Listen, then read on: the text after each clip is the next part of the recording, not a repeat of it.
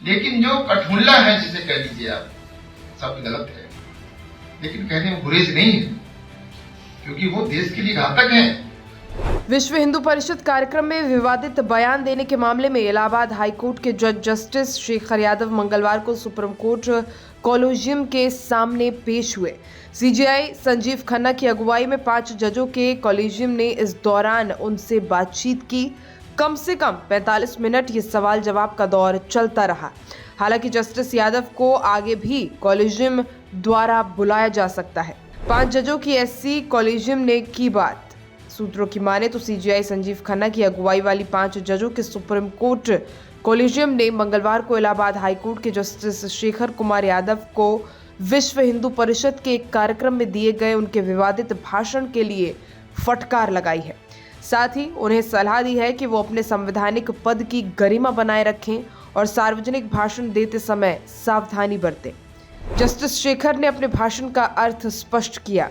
वहीं कॉलेजियम में सीजेआई के अलावा justice BR Gavai, justice Suryakant, justice Hrishikesh Roy और जस्टिस एसओके भी शामिल थे। जज जस्टिस शेखर यादव ने कॉलेजियम के सामने अपने भाषण के आशय, अर्थ और संदर्भ के बारे में स्पष्ट किया। साथ ही उन्होंने कहा कि मीडिया ने अनावश्यक विवाद पैदा करने के लिए उनके भाषण से चुनिंदा अंश पेश किए हैं। कॉलेजियम नहीं हुआ जस्टिस शेखर के स्पष्टीकरण से सहमत, लेकिन कॉलेजियम उनके स्पष्टीकरण से सहमत नहीं था और भाषण में जिस तरह से उन्होंने कुछ बयान दिए उसके लिए फटकार लगाई। एससी कॉलेजियम ने उन्हें बताया कि संवैधानिक पद पर होने के नाते एक हाईकोर्ट या सुप्रीम कोर्ट के जज का आचरण, व्यवहार और भाषण लगातार जांच के दायरे में रहती है और इसीलिए उनसे उच्च पद की गरिमा बनाए रखने की अपेक्षा की जाती है।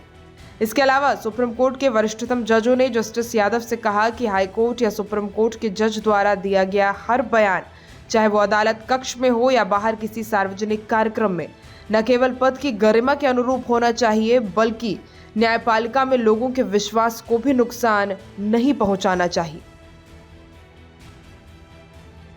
10:45 पे सेक्रेटरी जनरल राज्यसभा को एक नोटिस दिया है for the impeachment of justice Shekhar Kumar Yadav, जज of the Allahabad high court.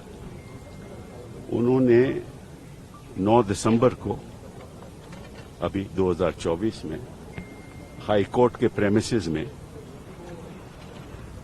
एक भड़काऊ भाषण दिया। आपको मालूम है कि कोई भी जज जब उसकी नियुक्ति होती है तो वो संविधान की रक्षा का शपथ लेता है और जो जज संविधान की रक्षा का शपथ लेने के बाद संविधान का ही आक्रमण करे और उस शपथ को नजरअंदाज कर दे, तो हमारा मानना है कि उस जज को उस पद पे बैठने की इजाजत नहीं होनी चाहिए और उसको बर्खास्त करना चाहिए। इसी संदर्भ में हमने धारा 2017 article 2171B, article 218, article 124(4), article 124(5) of the constitution के अंतर्गत हमने ये मोशन मूव किया है for the removal of the जज।